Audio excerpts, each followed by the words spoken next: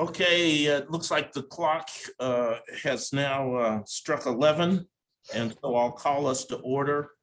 And with Danette's help, call roll. I'm Tommy Jewell, the chair, and I'm present. Diane Layden. If she'll answer present, please. Present. Good. Debbie Strongin. Present. Debbie Dodge. Present. Diane Dosal. And I believe she had indicated at the last minute that she might have difficulty, but expected to be on by telephone. So if she does not appear, the record may certainly reflect that it's with an excused absence. Michael Wismer. Present.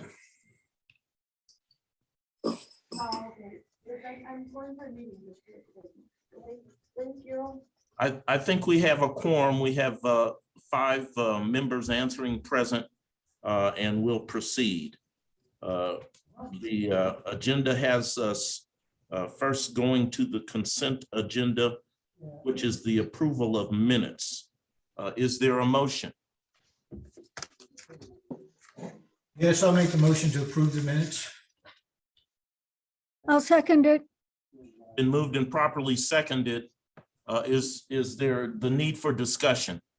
And if the board will permit, I made note to Danette that there appeared to be 1 or 2 areas, maybe 3 or 4, where I had some question about the grammar.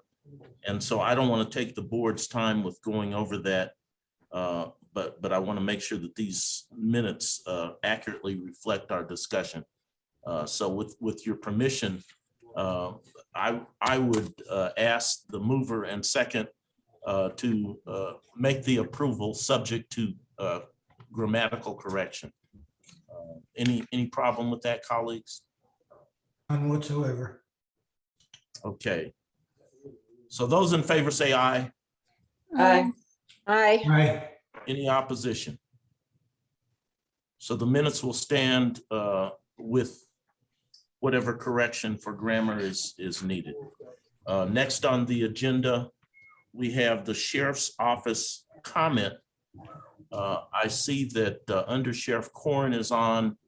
We welcome him and his comments at this time. And if there are others who are here to speak on behalf of the Sheriff's Office, now is the appropriate time. Under Sheriff Corn. Thank you. I appreciate the opportunity to sit in on your meeting. Can you hear me? We Yes. can. Okay. I did want to make a quick comment in light of, I guess, a couple of emails that went back and forth reference somebody who you were soliciting to come and make comment during the board about an incident that took place. And I just wanted to make sure that the board had our link for the IA investigation. So if anybody does have a complaint, and you could always help us out and send them that link so that they could get their issue properly addressed.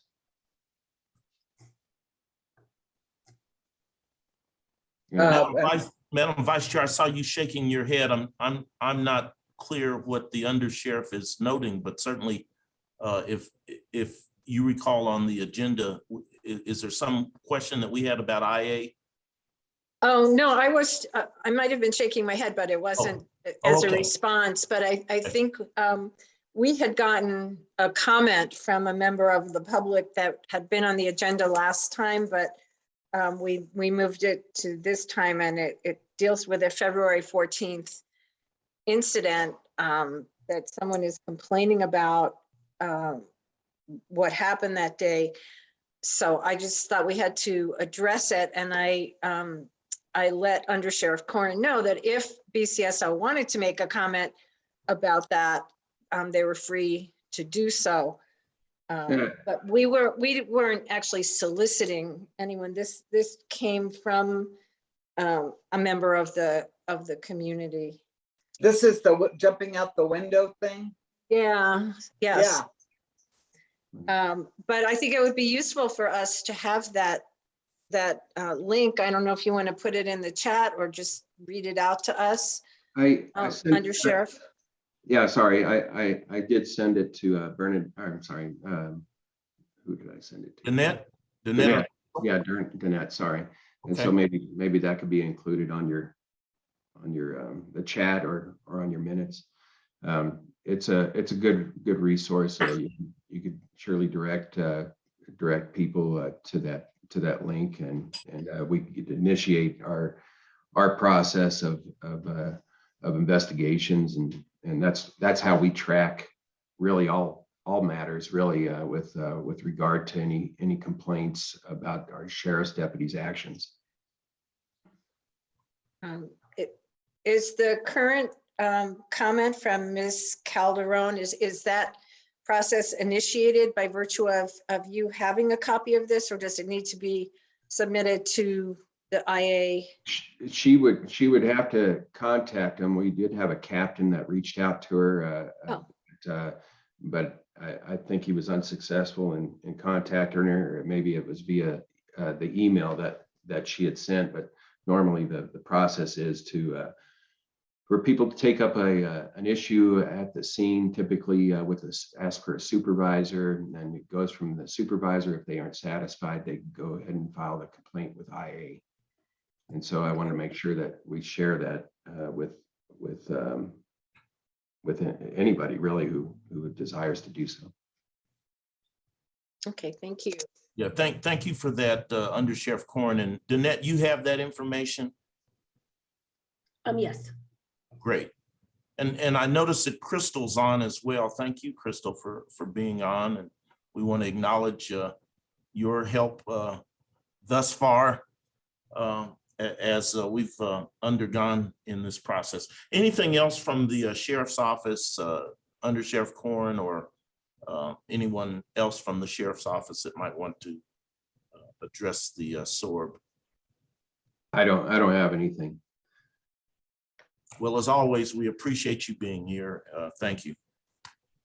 We'll move on then to item 5, our public comment.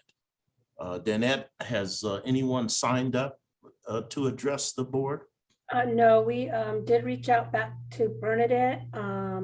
She said they would be available, but she did not sign up, and I don't see her present as an attendee. Okay. Did we receive any written communication or requests? Just the initial email that she sent out. Okay. And when I mean in the broadest sense, is there anything from anyone else desiring to address the SORB? At this time, I have not received anything. Okay, thank you. And I believe that's Diane Dosal that's on now. Is that right? Diane, are you on? Yes, I am. Okay, great. So the minutes may reflect that Diane Dosal is now on, and that we're 6 strong. We still have 3 vacancies. We'll then move in the agenda to old business. 6A is discussion of crime stats, now available on the BCSO website, and our vice chair is listed as our speaker on that particular item. Yeah, I just wanted to note that that the BCSO has expanded its crime reporting statistics on its website. I believe, Under Sheriff Corn, that they're now reported quarterly. And I didn't know whether you wanted to possibly make any comment about any plans to expand on that in the future, or any other general comments you wanted to make on that topic. No, thank you for the opportunity here. The only thing worth mentioning really is that we went through a bit of a transition some time back, going to a Motorola-based records management system and getting everything kind of codified depending on the accreditation. There's an accreditation process in order to enter data into the FBI Uniform Crime Report.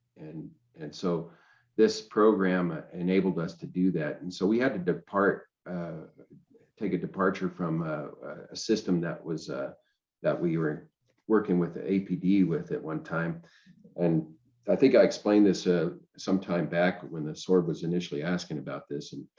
And we, a lot of the crime stats that we were trying to report, we were running into delays with the city of Albuquerque. And so we were basically being put on the back burner, or at least that was the impression for many years. And so we made this rather large investment some time back, several years ago, to transition into our own records management system that is compatible, but it provides a little bit more timely reporting for us. And so we're able to develop now consistently and with some reliability as far as our quarterly reports on crime. Now, it's going to take a while for us to really kind of get any trend information off of this new reporting system to make a good comparison. I'd caution anybody who's making a comparison from, let's say, last quarter to this quarter as any kind of established trend.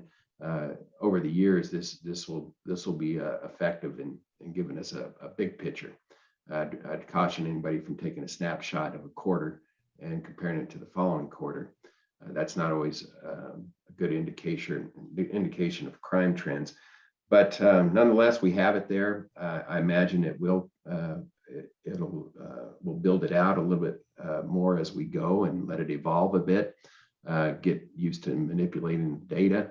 Every time we do these kind of changes, keep in mind, we end up having to take on additional roles with personnel and to make sure that the data is coming online in a timely fashion. And if we start getting into too much analysis, that we obviously have to roll that into an IPRA request, and it takes time for that as well. But normally, if an IPRA request comes along, we provide them with the raw data as much as possible and let them manipulate the data, whoever is requesting the information. I think that's about all I could say at this point about it. Thank you, Under Sheriff Corn. And does that satisfy you, Madam Vice Chair? Yeah, I wondered if there's any intention possibly in the future to make the statistics reflect more, to update more frequently than quarterly, if that's going to be possible. I also see that Danette has a hand up. Yes, Danette. Mr. Chair, I see on the attendees list a Jeff, but I don't have any requests for a Jeff to speak. So I can allow him to talk and see what he is on here for. Okay, and Jeff, I assume you're on as a member of the public, and we certainly welcome you. We had on our agenda an item for public comment. We've passed by that, but certainly if you have comment, perhaps there will be time later in the agenda where we might hear you. So welcome, and if you'll bear with us, I will make it possible for you to address the board. The question posed by the vice chair regarded the frequency with which statistics are made available. Under Sheriff Corn, was there anything else that you could tell us about that? And secondly, you referenced that there was, I guess, compatibility with these systems between APD and Bernalillo County Sheriffs. Is there an ongoing effort to move towards having a unified system where one might get statistics that if you will, that merge with APD? Is there an ongoing discussion towards a unified reporting system? Yeah, I would definitely want to move in the direction of at least a compatible systems and having them set up similarly. Of course, I don't work for the city, I wouldn't have anything to be able to tell them. I have had some discussions with some city officials, especially with the real-time crime center, and trying to kind of meld some data sharing. And I think we're well on the way to kind of bridging those gaps and bringing the services a little bit closer together, at least to reflect each other. I think I believe is Debbie Strongin who mentioned something about making things more timely as far as the reporting goes, and making it perhaps weekly or monthly or maybe even daily. That would be kind of an ideal situation, and we always have the ability to, with some effort, to track, for example, how many auto thefts we had for today. But those wouldn't be qualifying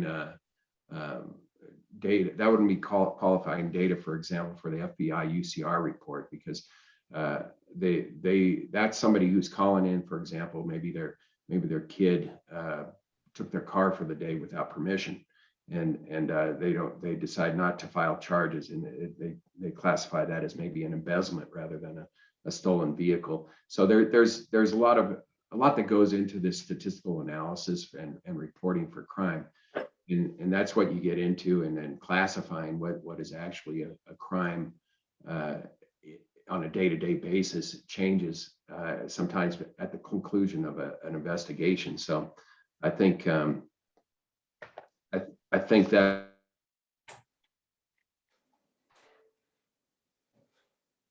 And I don't know if that was hearable by everybody. It kind of cut out at the end there on me. Did everybody get that? yeah. I Let me. For the most part. Yeah. So sorry. Can you hear me now? Sure, and we can see you now too. Okay. Yeah, I think that's one of the struggles that agencies fall into in general is trying to share data. I'd be tickled to be able to bring everybody together and have this. And I don't find too many, as we kind of move through a lot of the technology that's available now. It's almost inexcusable for us to not really be able to share our data. And I think that's part of the problem that we run into with a lot of social issues as well, and not just sharing it among law enforcement, but sharing among, for example, a behavioral health specialist and things of that nature. But I think, and I don't want to get too off track, but the sharing of crime data, especially in the metro area, Albuquerque and Bernalillo County area, it's sometimes difficult to kind of comb apart, because when we apply, for example, for a grant, we often have to reflect on our stats, and the APD will end up reflecting on their stats. And sometimes we have to kind of comb through the data to figure out with some degree of accuracy who ended up taking that call and where did that fall geographically. I could tell you that looking over some of the data, we have crimes that happen in North Valley, South Valley, and East Mountain area. And then we also end up taking quite a few calls for service in the city, the metro area, that we end up claiming. And so it artificially, in a sense, increases the crime rate for Bernalillo County because we end up claiming those calls. They don't go to the city. So that in theory, it should reduce the crime rate in the city and increase the crime rate in the county.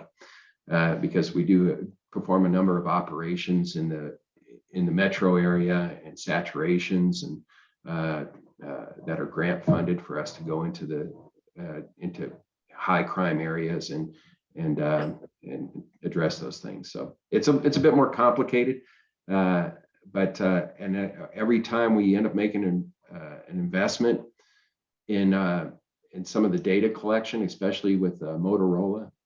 Normally the integration of data and data sharing will sometimes cost us in the area of about $1 million every time we end up trying to integrate. So one of the discussions was about trying to share data also with the DA's office, which we've been pretty successful in being able to do that. but to get that going, there was a bit of a cost that associated with that. So I'm all in favor. Just you got to show me the money. we'll make it happen.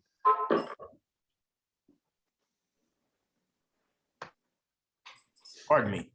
It's daunting for me to remember to mute and unmute, and so my apologies there. We appreciate your effort to spoon feed us and understand that it's complicated, and urge you to continue to make progress in those areas. Like you said, it's probably a dream to have the level of transparency that someone can go on and have weekly, daily, whatever. As you said, daily may not be realistic ever because things change. The teenager takes the car and it's no longer a theft, but just kind of interfamilial, whatever. But yeah, we appreciate as much effort as we can make to make this available to the public in an understandable fashion, as timely as possible.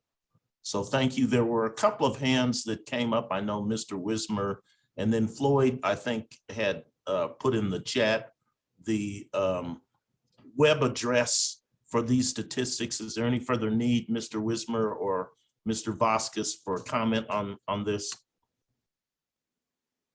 And Michael, there you go, you're unmuted. Okay, I just wanted to add one thing, and that is that since we started this discussion about crime statistics, there has been significant improvement. I've played around with the website myself and saw a lot more fidelity, and I want to pat BCSO on the back for having gone down this road of continuous improvement, and we expect it all to get even better as time goes on.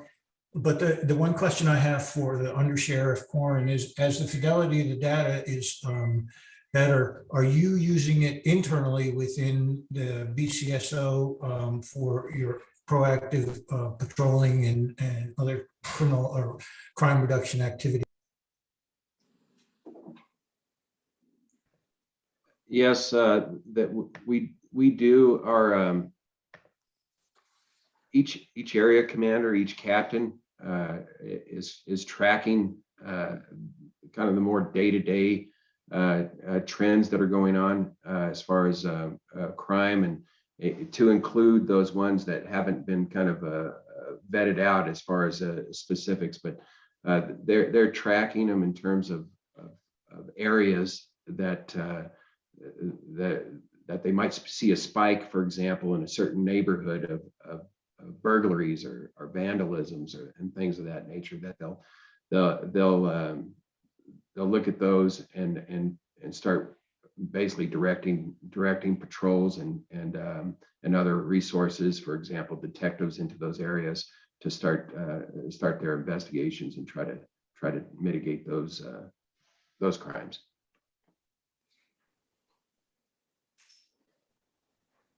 Does that answer your question?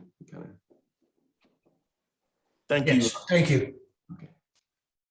And Floyd, was there anything else that you needed to add? I know that you put something in the chat. No, sir. I just wanted to have the link present so everyone could click through and see what data is available. Thank you. Thank you. We'll move then to item 6B, discussion of making videos of the Citizens Academy lectures available to the public. Here again, I have the vice chair, but I know that there has been some interest in this area, and that Debbie Dodge indeed attended the Academy. So Madam Vice Chair, was there something that you wanted to say on this, or just make sure? I believe that Undersheriff Corrin had written an email about why, the pros and cons of putting out a video of the Citizens Academy. And so I'm just wondering if any decision has been made about that, or possibly if it's not feasible to do every class, whether, some of the introductory material might be made available to the public. I just think it might be some, some very interesting information. I know Debbie Dodge told me that she learned a lot from it, of things that she just hadn't thought about or hadn't known before to do with law enforcement. So And that's my only question. our colleague, Diane Dosal, reminds me that she attended the academy as well. And so Debbie Dodge or Diane Dosal, are there any comments that you want to make on this agenda item? Well, in order to attend the academy, we had to go through a background check, and I mean, there was a lot to it. It's not just like you walk in and attend the academy. So that's why I don't know about making these available to the public, because it's something you sign up for, you get a background check. There's a lot of things that you do there. I mean, that it's as a group asking questions, a lot of interaction. I don't know. I mean, it's a big time commitment for people to go to it.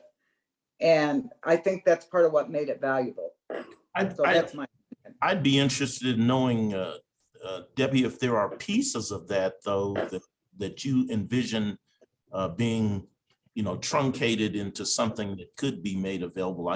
It's not like you would be giving away the secret handshake. No. But I mean, each class is a different subject, and different people come in and talk, and I don't know. I don't know how that would, I don't know. Diane, what do you think? I do agree with you. There are some classes that I don't think, I think that would be really hard for some people to have insight on, because like you have to go to another venue. But there are some that I think definitely could be of helpful information. And the background, to my understanding, is more of like, we're going into that private building and, just trying to get a gauge of the audience and the attendees. But I think maybe it's subject by subject. Like maybe we could look at each one to see which one might be best for people to view. And all of them are not going to fit that, though. Understood. I think our friend Elena Giacchi says that she might have comment in this area, and certainly I want to invite her to make comment if there is particular interest from others in the public. We certainly want to hear. Elena, is there anything you wanted to say? No, not at this time. I just joined the meeting, but I'm not able to have any video, and so I was just checking to see if there was a problem or what. So that was it. But I know there's a number of things on the agenda that I wanted to listen to. So.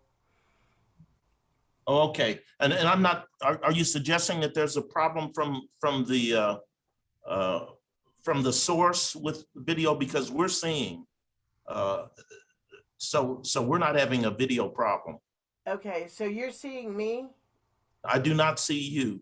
Okay. I see others on the SORB. And it says only panelist video will be shown. Okay, so Okay. Then I'm not included. That's okay. Okay. I just wanted to make sure I could see you and at least hear you well. So, but it just said only panelists will be shown. So that Okay. gives me an idea. Okay. Thank you. Sure. Other comments in this subject area? Under Sheriff Corrin, I don't know if you had an opportunity to chime in. Please feel free. Yeah, I did make comment. I don't recall exactly all the comments that I made on that request. I did have some concerns about not only the information that would be basically be put out on video that some people might take issue with, but also but one of the major concerns was that these are civic-minded people who came in and requested to attend a course, and we do have a bit of a vetting process to go through that, and they dedicate their time out of their evenings to attend, and that's something we want to respect, and also the instructors, they take time away too to come in and teach these classes, and they really there's a different dynamic that takes place when you have that one-to-one or that interaction in person, just like the SORB has mentioned here, that the desire to have an in-person meeting. And so there's a different dynamic that takes place, and we don't want to lose that in the process of just videotaping presentations and putting them online. We do take some content already of different topics, and we put them on our social media at times when it's relevant, and so that people will have this information that they could find on our social media oftentimes. But this is a decision that I support, as far as not pre-recording presentations and then putting them out to the public to all the view. I like the idea of having that in-person discussion, and some people we're not all kind of narcissistic. I mean, there's a population of people who shy away from asking questions when the camera's on, and so anytime you bring a camera into a classroom, it's hard enough sometimes to ask a question in a classroom setting, but then you bring a camera, and then we don't really get that interaction when that takes place with a lot of students. And so we want to try to maintain that. I'm certainly keen on maybe finding, if the SORB is interested in a particular area, trying to find maybe some resources or links, video links to share with the SORB. But the Citizens Academy is that it's a Citizens Academy. They even have their own alumni association now, and they're proud of it, and it kind of runs itself, so to speak, with this alumni association, that they go out and they recruit other people to come in and share, so that they could share that experience. And it's a unique experience, and it's unique for every agency as well. APD has their Citizens Academy, BCSO has theirs, FBI has a Citizens Academy as well. And for ours, people go through this training, and they get a chance to really ask questions, not only in class, but during the breaks with instructors. Maybe some questions that they didn't feel comfortable asking in the class, and they get honest answers. They get the discussion and dialogue going, and I think that's important. And they follow it up usually with a couple of ride-alongs as well with deputies. And after successful completion of that, they're eligible to go on a fly-along in the helicopter on patrol. Sometimes they're able to go with me and go on a fly-along as well. It's just a unique experience. I don't encourage trying to put it all online for everybody to view. But I certainly would entertain the idea of finding some links of videos if the SORB had something in particular they were interested in looking at. Okay, thank you. Anyone else on this subject? Very good. I think that concludes our old business. Item 7A under new business is discussion on venue of evening / weekend public meetings. I list Diane Dosal and Diane Layden as our SORB members presenting on this. Dr. Layden or Diane Dosal, anything else on this?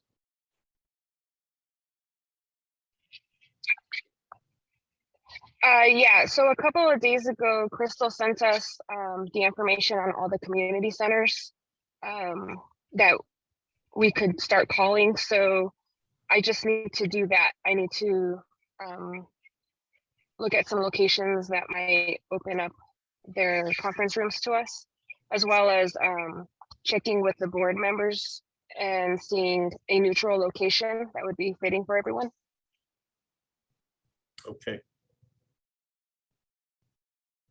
And I know we're going to lose Debbie Dodge at some point. Any comments? I don't know if we're at your time, Debbie, but certainly I want to give you the opportunity to expand if necessary before you leave.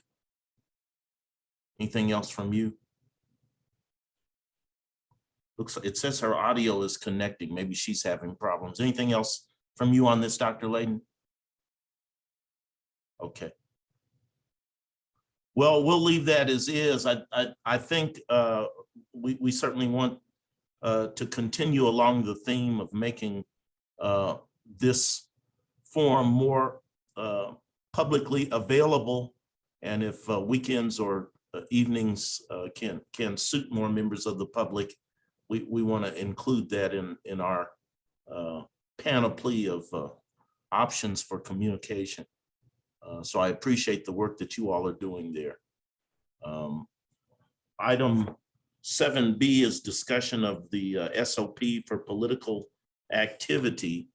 And Mr. Wismer has been good enough to work on this item, submitting to board members for discussion a draft of a code of conduct. And so if you would, Mr. Wismer, go ahead and take the chair for purposes of discussion. Thank you, Mr. Chair.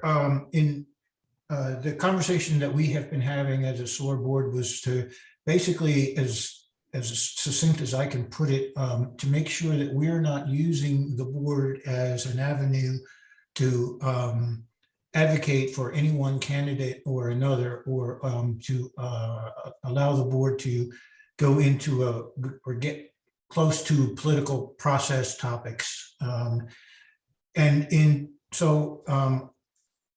the other reason we wanted to stay away, at least from what I understand from board members, was that it sort of builds confidence if we remain sort of above the fray when it comes to political activity. In doing some research on the matter, I discovered the Government Conduct Act in Mexico, Government Officials Conduct Act, and in it, there are prohibitions. And first of all, I believe we are covered by that act because we're a board and commission. And second of all, there are some specific chapters on political activity.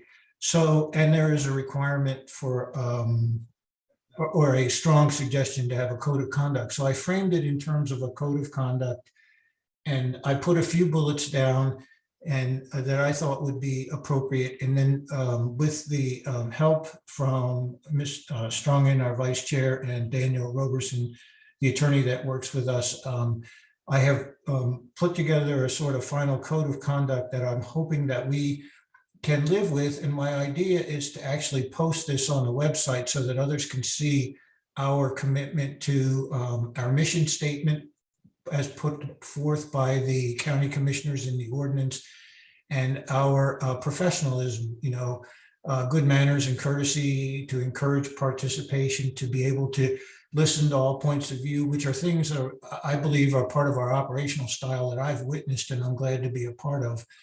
And then a comment about as SOAR board members, we won't engage in political activities or represent ourselves in the political arena as members of the SOAR board. Rather, we engage in political activities on our own time as a private citizen. And then finally, the last bullet, I'm trying to make it as simple as possible, is to at least express the fact that we are subject to the New Mexico Governmental Conduct Act, and we will follow it.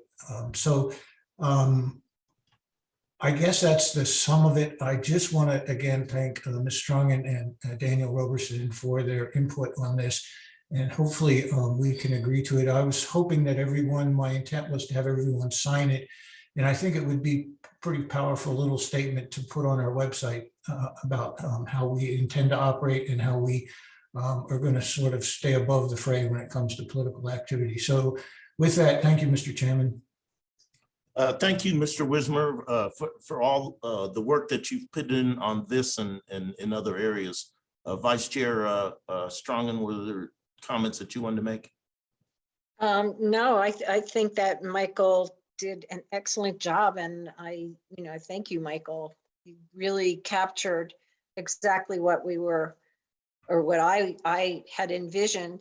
I'm just wondering how we all go about signing it. Do we print it out, sign, and then send it in to Danette possibly to, I don't know, cut and paste so that all our signatures are on the same page, or how would we? I was hoping that Danette and Bernalillo County might have a DocuSign or some automated system that we could all sign the document. I'd have to defer to her on this one. I was hoping that she might be able to help. And I don't know if it's necessary for us all to sign. I think if we take a vote on it and the vote is reflected, we're holding ourselves to it. But if everybody wants to sign, I'm certainly willing to be among those who sign. Daniel, were there any things from legal that struck you with respect to this?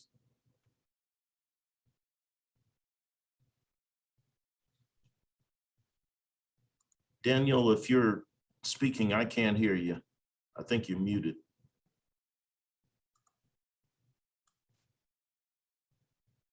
Well, he may not be listening. It struck me, and I appreciate those who were able to respond directly to Mr. Wismer, and I came to the party a little late. I get concerned about the way this came about was from the standpoint of the political involvement, and then this starts out kind of globally addressing a code of conduct, and certainly I don't have a problem with the code of conduct. It seemed to me from a brief read of the governmental and I'm forgetting the name of the document that's out of the Attorney General's office, but at any rate, it seemed to me that document in some respects anyway is more advisory to us, Mr. Wismer, rather than mandatory on us. Is that your reading of it? It seemed to say, well, you can, as a, I guess, local board or commission, adopt a code of conduct. It's not required. And I wondered, I see you now, Daniel, I wondered if there is anything from a county level about us adopting a code of conduct, or is there a code of conduct that we are currently subject to at the county level? And good morning, everyone. I'm assuming you can hear me. Yes. There's a general code of conduct, but that's for employees. The professionalism and the code of conduct of the Bernalillo County Commission adopts somewhat trickles down to every board they create. But as Mr. Wismer stated, adding anything else as like he did in his proposed document, I think is a good idea. There's nothing prohibiting this board from adopting it. There is a question of whether the SOAR board is technically a group that falls under the Governmental Conduct Act. There's an argument for yes, and there's an argument for no. To be safe, as the lawyer for the county, I'm always going to say yes. But this board has always, historically, since its inception, done an outstanding job of following just any kind of proper conduct pursuant to IPRA, the Open Meetings Act. This board does it all. This would just be another kind of check mark on your list of things that you guys accomplish and show to the community that we're on the up and up and we want your participation. Okay, thank you. Also, I wondered to what extent is this duplicative?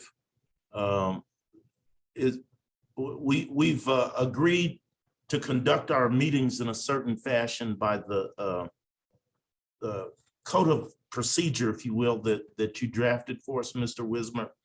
I think in there we agreed to operate under Robert's rules, and some of the common courtesies, good manners, consideration, it seems to me might be covered there. Is this duplication? Actually, we put our own rules of procedure in place. As you probably well know, Robert's Rules of Order is about 700 pages of gripping narrative that is probably not appropriate for a board of our size, because of you could get way down in minutia if you strictly adhere to Robert's rules. But Robert's rules does allow us to put our own rules of procedure in place, and that's what we did. What I tried to do here was to emphasize, and for the public especially, that we're professional and we're going to handle our meetings professionally, and we can handle disagreement. And it's a commitment to do that, and I don't think it's redundant. I don't believe it's redundant. I believe it at least I tried to capture what I have experienced as a board member, and I think we're doing. Even though we're not fully, we don't have all the members, there are some that have not been appointed. I think we're doing a good job at being respectful for the public, and I just wanted to make sure we could codify that and stay above the political fray. Okay, thank you. Floyd, do you have a hand up, or is that my, I guess that's my cursor. Anyone else on this subject? Let me then ask another couple of questions, if I might. Two things kind of occurred to me. One, I know that we've not run into the problem of, I guess I would term it colloquy, where people tend to argue with each other. And it always occurs to me, if you all have ever attended a legislative hearing, that it's always necessary to address the chair prior to directly commenting. And it seems to me that, we do a good job of extending good manners and courtesy, and we don't talk over each other. And perhaps it's not necessary to articulate that it's important to address the chair so that there's not personalization or ad hominem discussion happening between people when things get heated. We haven't gotten to that point. But is that perhaps something that needs to be addressed in anyone's opinion? Mr. Wismer? We can certainly add that. I have seen that in codes of conduct before. It may, and as you said so eloquently, Mr. Chair, that we have not run into that problem yet. But as we morph into live meetings, there may be some contentious issues, and it may be that some people get out of hand. So maybe if that is the consensus of the board, I can add that to the final draft. That we direct all of our comments to the chair first. And I, as the sitting chair, I don't know that I really have a strong position on that, but I think as a tool for the chair, and I see your hand, Ms. Giacchi, it's important to have just to make sure that the agenda can be moved orderly. The second thing I wanted to point out, as we began public comment in the last meeting, I was, and the chair of that meeting was our vice chair, Debbie Strongin. I advised that the public would be limited to 2 minutes, and that's something that was in the rules of procedure that we adopted, but that we would exercise, I guess, editing on comments that might not be appropriate over the Zoom. And I wonder if we need something on that as well on our, we're not going to get into censorship, but at the same time, things that we deem inappropriate for discussion in this forum, we're not going to send out over the airways if we can prevent it.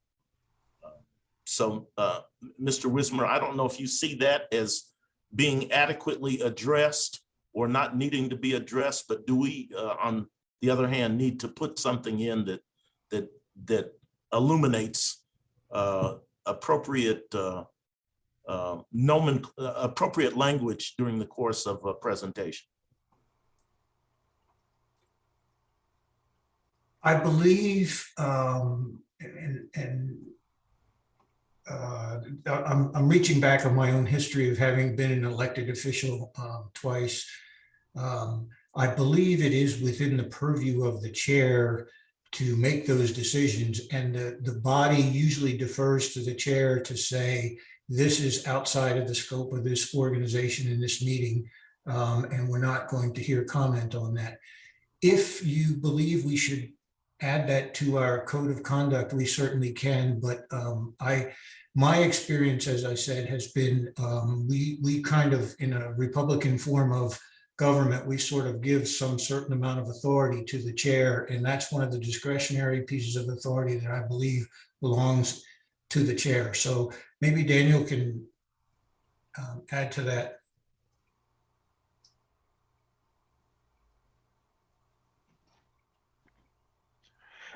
I'm available for review. We had a couple of discussions, Ken and I, over last month's meeting in particular. Okay. But honestly, this board has a good radar as to what's politically fair, you could say. And honestly, I really just want to see what you guys come up with and evaluate it. If we're in a position where this board feels that everything they're doing politically, for example, all candidates are going to be given equal time, equal opportunity, no favoritism and whatnot, that would be okay. But it really depends on what the board decides for me to give it an evaluation, or Ken and I. Okay.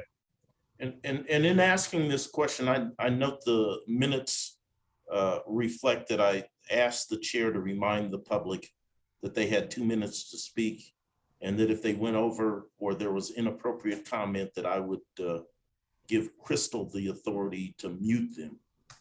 So if it's your sense, Mr. Wismer, that authority rests with the chair, I'm comfortable with that. I don't want to get over into the chair,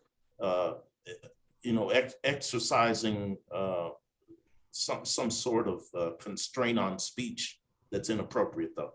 So I'm satisfied with where we are on that. Ms. Giacchi, did you want to make a comment on that? Just as a member of the public, I think that if you have those rules, they would need to be posted on the website, that those are the rules. The second piece would be to make sure that that's included at the very beginning of any meeting, and also as you open it up for comment, to remind everybody about that, so that if you join late in the meeting, you know that those are the rules.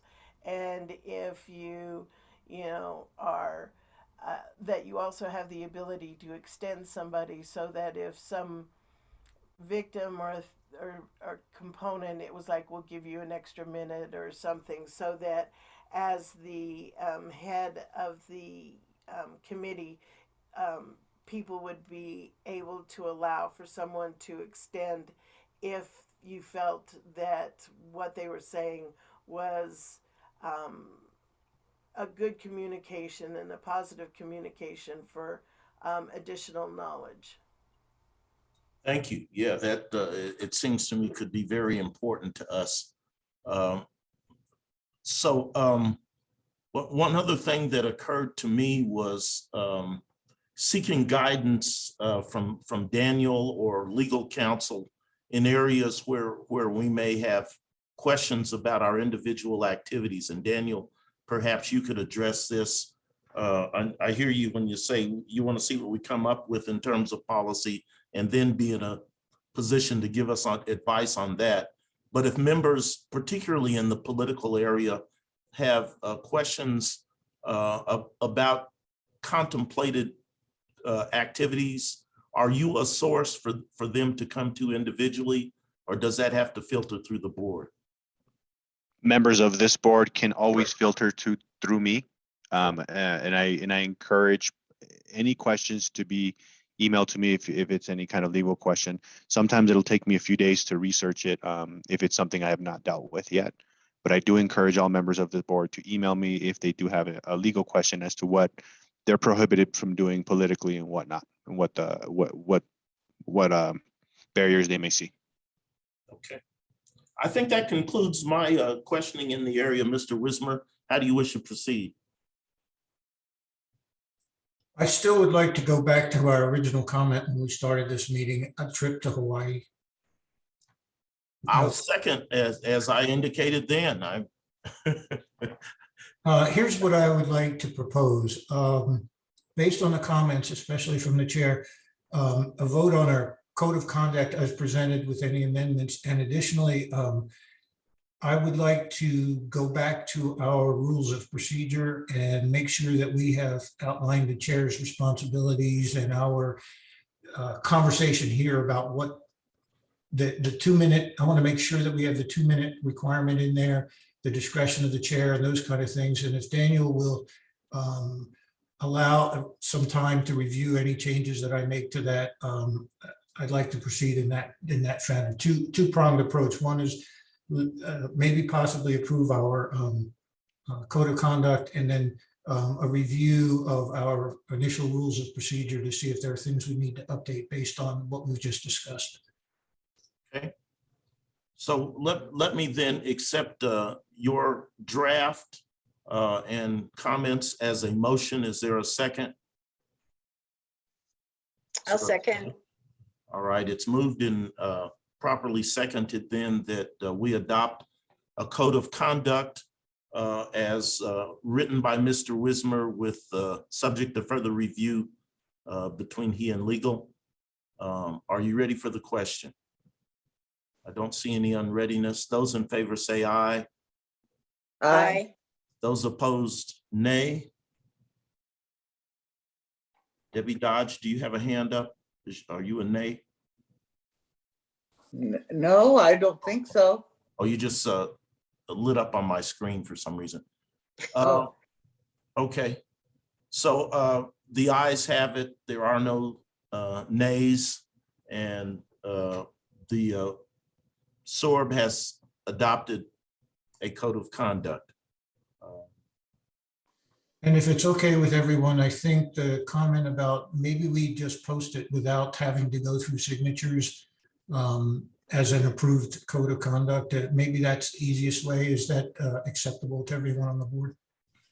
Yes. Yes. Yeah. Okay, thank you. What a worthwhile discussion.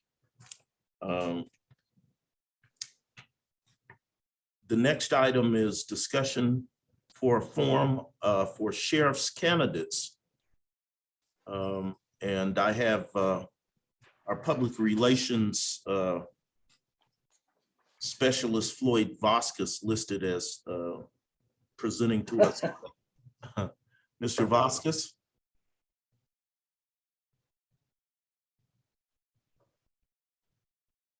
Floyd, are you on? You're muted. I'm sorry, I was connecting in a new way, so I was out. Mr. Chair, members, thank you very much. I'm speaking as your PIO, and I want to just emphasize that this is an opportunity for more exposure for the board. And as a bonus, it may help lay a foundation for the future relationship with the new sheriff. So what I'm thinking is maybe that we could consider a news release welcoming candidates for Bernalillo County Sheriff to attend a SORB meeting and, if desired, introduce themselves during the public comment period. There would be no Q&A, and the normal time limit would apply. So it would just be an opportunity for them to introduce themselves and for the board and those who were watching to listen. And if they all showed up at once, then maybe it would take 2 minutes times however many. It could take a considerable segment of time, but it wouldn't be. It would just be a normal board meeting as the idea is at present. So that's basically the idea. Okay, thank you, Floyd. I wondered if you might, with respect to the current political process, talk about the timing. It seems to me primaries come up in June, and so that gives us the May meeting essentially to, if we're talking about the list of whatever it is, 7 potential sheriff's candidates, we would have to do something next month for it to be timely in that fashion. Had you envisioned that, and is that your suggestion? Yes, Mr. Chair and members, absolutely. We could move on that for the next meeting without any problem at all. And that was, I guess, what we would have to do. Okay, let me open it up to comment from the board.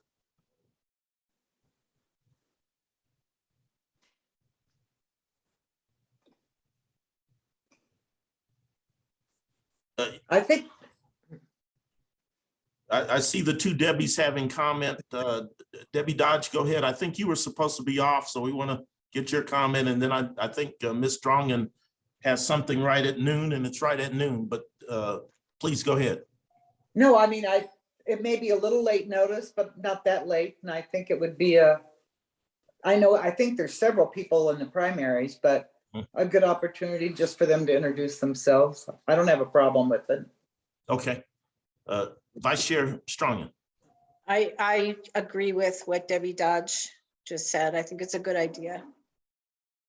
Great. Any other comments from board members? I thought I saw something in the chat. And I don't know, was that? Michael has his hand up. Michael's got a hand up. Great. I just want to say I agree with Debbie Dodge. Okay. Any other board members wanting to comment? Members of the public? Oh, well, that'd be me. Member of the public. For me, not knowing and I've certainly been contacted by many saying, will you endorse me? The piece would be, it would be nice to see a debate, maybe not during the primary, but if you went with the final 2 or 3, it would be nice to find out what the differences are. And certainly this task force could put out and discuss what questions you feel is pertinent, and then have a regular debate. And you could even use the city council, county council meeting area, so it could be televised so other people could maybe see that, because I think it's critical to get answers. And in 2 minutes, you're just going to get their stump speech. So it would be nice to know what the differences are, just as a member of the community, what the differences are between the candidates. Well, my sense is we're not going to pull off a debate by May, No, but after the primary, we might be able to do something like that so that we have only those final ones. Yeah. And even a 2-minute presentation would at least inform us who's running.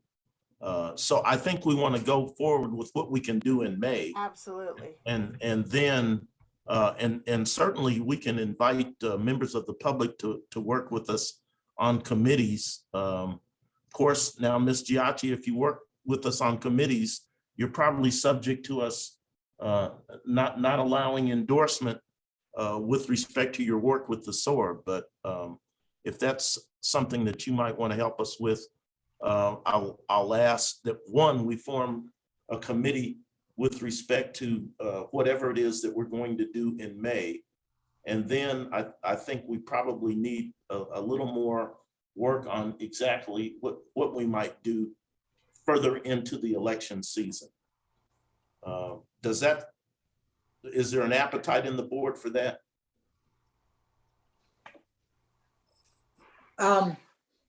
on the May deal, I don't know that we need a committee. I think, Somebody just working- submit the invitation. I'm sure candidates might jump at the chance to give a 2-minute stump speech.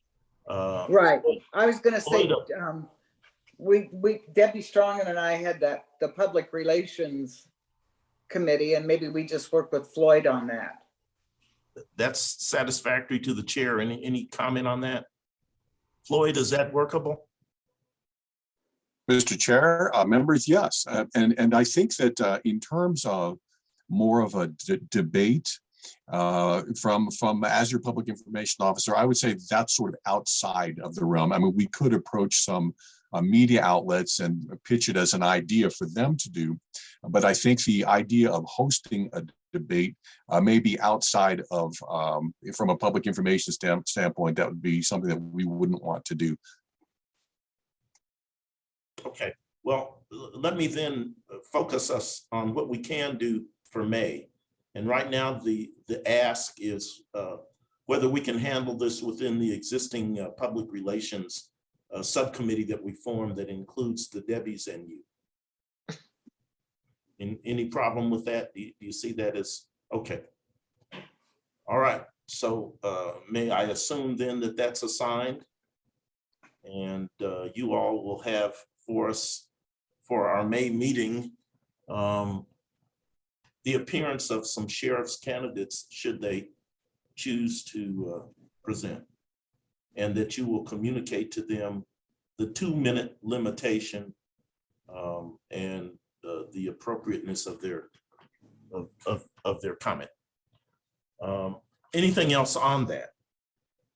And then we can take up whether on the May calendar or otherwise what we might do in the future with respect to debate or otherwise. Okay.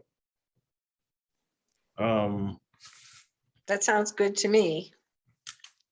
I don't know that there's any particular need for vote on that. If there's no further comment, that's assigned, and we're on then to item 7D, preparation of the next annual report. Vice Chair Strongin did yeoman's work on the last report, and it's my hope that she'll continue to head up that effort. And we wanted to get out ahead of it. And so where do you see us as we speak, Madam Vice Chair? Well, I'm happy to work on it, and I would just encourage anyone who has a particular area that they want to elucidate in the annual report to get it to me. You know, I can submit drafts as we go along just to, you know, keep up with it because there's so much going on. It's hard to, you know, in September start with this. So I'm happy to sort of use the format we had before and just fill it in with whatever we've done this year. And anybody who wants to help with that is more than welcome.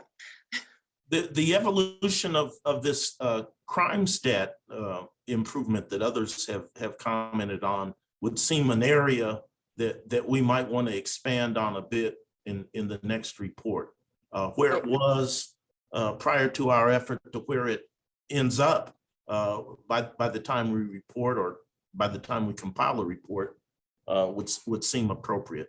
So, you know, that's just one area that I see instantly, Madam Vice Chair. I agree with that.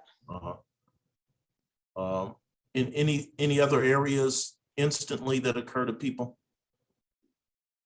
I think we had a fair amount of discussion about the interagency investigations of officer involved shootings. And so that would be another item that we can expand upon from the last report. Diane Dosal? I was thinking, You froze on us. but didn't really get to finish off with it. So just kind of expanding, looking more into that. And you froze, and I didn't catch all that you said there, Diane. Just pertaining to the SOPs, revision and editing and updates. Okay. All right, so let's keep that in motion, Madam Vice Chair, and if topics occur to you, the lighthouse for them would be our vice chair. So as you think about the compilation of our annual report, and it occurs to me, obviously this code of conduct is probably a big deal as we the stuff that we accomplish internally. And so as we continue to address the circumspection of our own behavior, that seems appropriate to report as well. In anything else, I know that we had Jeff on earlier. Jeff, are you still with us?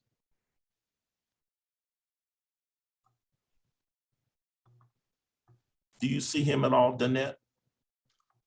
Mr. Chair, no, he has left the attendees list. Well, I hope I wasn't discouraging, and hope we haven't gone on too long for him.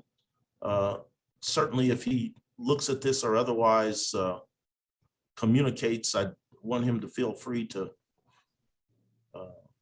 make his comments known or questions or whatever they may be.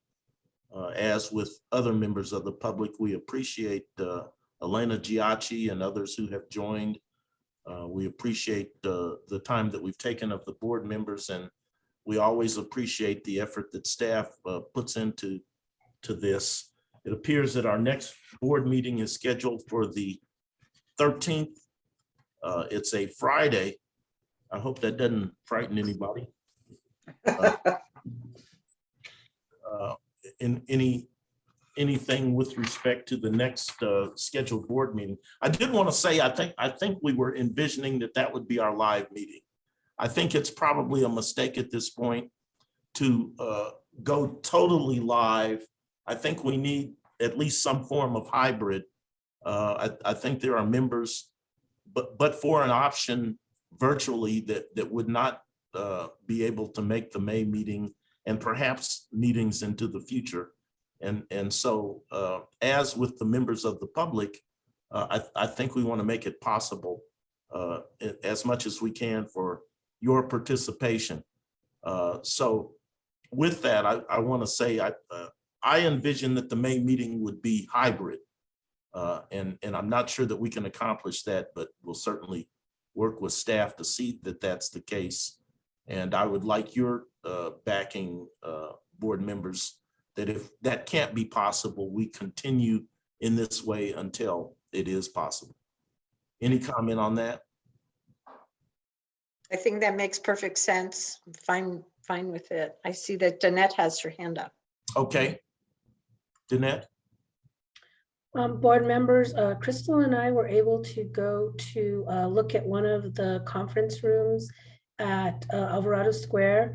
It's what they call the Chambers Conference Room. We were able to do kind of like a dry run of doing it live and us looking at their system that they have in place. One of the things is it is all set up for Teams. It is doable. There is a screen, there is cameras. It does have a panel where you can kind of do the same thing as Zoom, mute people, invite people in if they are on the side of coming in through Teams.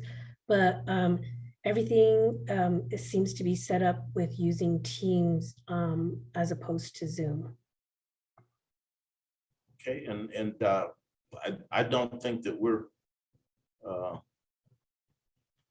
dissatisfied with any of the forms that we've used. I think we've used Teams previously, and if I'm not mistaken, it worked for us. So we're fine with that as long as the vehicle can be publicly accessed. Anything else? Thank you, Danette. Thank you, Crystal. Anything else? If not, the chair will call the meeting adjourned. Thank you again, and look forward to our next opportunity. Have a good day, weekend. And, Thank I'm you. sorry, Debbie Dodge. Do we need to say what we're gonna have on the agenda for next time? We probably do. I think we've mentioned a couple of things. We anticipate some kind of candidates form that would include 2-minute limitations on candidates speaking. Are there other things? We've included, I guess, looking into how we might further the effort at identifying and hearing from sheriff's candidates, staying away for the immediate from the term debate. We'll see what the suggestions are around further activity in that area. I know that Mr. Wismer, you're going to get with Daniel if there are updates or anything needed with respect to the code of conduct that we've passed and the authority of the chair to control meetings. Anything else that we need to put on that agenda? I think we could put tentatively anyway, discussion of the annual report, and I can try to draft up just some kind of outline and distribute it to everyone beforehand. So if people have comments on that, we can discuss it. Very good. Anything else? All right. Hopefully I'm not out of line. I'll call for a motion. Is there now a motion to adjourn? Or is there unreadiness? So moved. It's been now properly moved, and I see Debbie Dodge seconding, or you have something else? No, I'm seconding. Oh, okay. All right. If my recollection of Robert's rules, if they even apply, is that a motion to adjourn is not debatable. So with your Correct, permission, Mr. we'll call the meeting adjourned, and again, thank everybody. Thank you. Bye, everyone. Bye. Bye.